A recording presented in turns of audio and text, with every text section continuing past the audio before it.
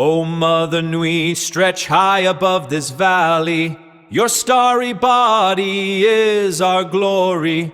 Then see the hawk of yonder Rahur quit, his fiery splendor, oh so mighty. He brings a light for all our weary souls. He makes the broken spirit whole.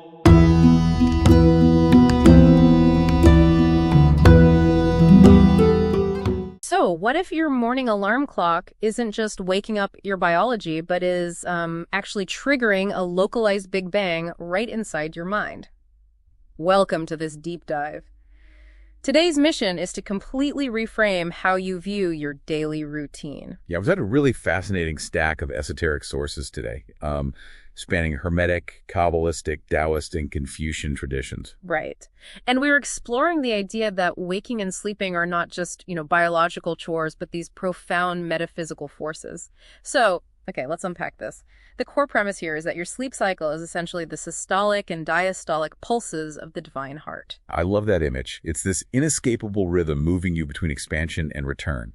Because, well, we usually just think of our routine as cognitive maintenance, right? Yeah. Just resting our muscles. Yeah, exactly. But these older wisdom traditions, they view it as a direct mirror for how the universe itself behaves. Right. So if we start at the beginning of your day, like when you first open your eyes, we see this in the Kabbalistic concept of chokmah, which is this outward flash of raw wisdom. And the Taoist concept of taiyang, too, that outward moving defensive energy. Yes. To me, that waking moment feels like, I don't know, turning on a cosmic fire hose. It's essentially a localized Big Bang happening in your consciousness every single morning. You're just suddenly projecting all this energy out into the world.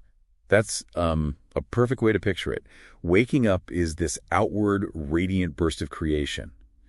But what's fascinating here is why this actually matters. There's a massive catch to that centrifugal force. Okay, what kind of catch? Well, that outward explosion of waking is highly consumptive. Pure outward expansion is actually really dangerous. Dangerous how? Like just, getting tired by 3 p.m. Oh, way beyond getting tired. Think of your fire hose analogy. If you leave it running at full blast indefinitely, it eventually erodes the ground beneath it. Oh, wow. Yeah. These traditions argue that pure outward expansion would literally incinerate the human psyche if left unchecked. Right. It's just too much raw outward momentum for the human mind and body to hold without breaking down. Okay, so if staying awake is essentially burning us alive, the universe has to force us to cool down. Like it's not a choice. It's an absolute cosmic law. Hermetic philosophy calls this the principle of rhythm. It's the inescapable pendulum swing. You can't have an out-breath without an in-breath. Makes sense. And Taoist and Confucian texts agree on this entirely. They talk about taiyin, which is the cooling inward retreat. Right, and the Confucian idea of zheng, or rectification. Yeah, right, exactly. The idea is that your exhausted heart-mind, the jin, must withdraw to find zong, or equilibrium. If you don't physically pull that energy inward and retreat, the engine just breaks. So wait, what does this all mean for modern hustle culture? If we subscribe to that and try to be productive 24/7, are we basically just, is chronic burnout just our ego futilely trying to arrest the hermetic pendulum at the waking pole? That is exactly what it is. You are courting profound psychological suffering. You just can't cheat the pendulum. Trying to sustain pure production without absolute withdrawal is a metaphysical impossibility. Right. So what is actually happening when we finally give in, stop fighting the pendulum, and go to sleep? To us, it just feels like an unconscious void, right? But these sources treat it as active spiritual labor. It's deeply active. The Talmud has this really wild line where it refers to sleep as 1/60th of death. 1/60th of death. That sounds terrifying. It sounds intense, yeah. But look at the mechanism. Unburdened by the dense friction of the physical world, your conscious ego shuts down. And that allows a profound spiritual repair to happen. Okay. In Kabbalah, this is the process of tikkun, or repair. The idea is that your psyche gets shattered into these fragmented sparks by the chaos of your waking day.